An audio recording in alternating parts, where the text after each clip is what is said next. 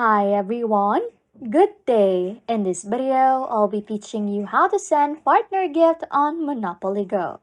Okay, first things first, launch the Monopoly Go app on your device. In Monopoly Go, once you reach Board 5, you will be able to access the partner events.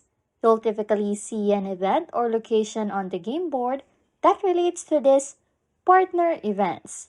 Within the partner event section, you'll have the opportunity to invite your friends as partners. This usually involves a minigame or activity within the game. So, what you want to do is to participate. So, what you want to do is to participate. So, what you want to do is to participate in the minigame or activity provided in the partner event section. This could involve spinning a wheel or completing a task together. If you have the option to spin a wheel, you'll need to do so. The goal is to land on the prize section that offers a partner gift.